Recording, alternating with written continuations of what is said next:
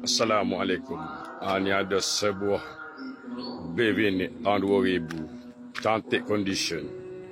TikTok condition. Ni dah. Ni bagai dia. Cuma tu retail. Tapi comel lagi. Tengok dah. Tengok bare. Mari tengok bare. Bare baik. Ni dalai dia. Comel. Tegak lagi original bagai. B tidak lasuk. Cuma atas ni dia bukan karat tembus ni. Dia karat cat. Karat cat. Dia slogan dia pun comel semua lagi. B pun tegak lagi. Tegak lagi. Tu semua tu ya udah cat tu tengah panah. Tapi B ni tidak lasuk.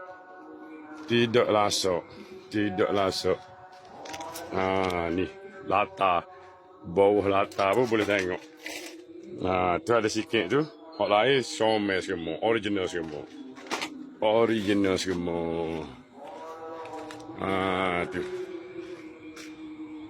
Nanti kita tutup bonet dulu. Tu dia. Bare baik. Ni comel semua. Dalai pun cantik. Ni cantik. Ni. Nanti kita tutup itu, kita keliling satu lagi. Tengok bare baik.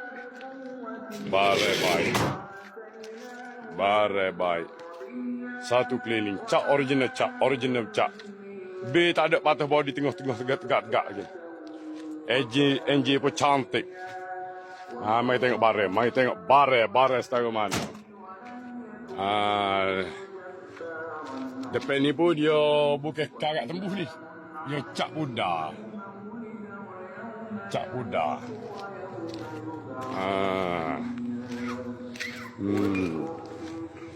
Bare comel.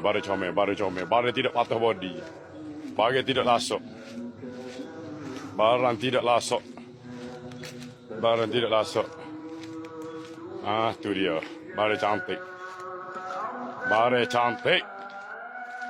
Nombor pelik pun cantik. Nice nombor. 1915. Okey. Assalamualaikum warahmatullahi taala wabarakatuh. Lacca.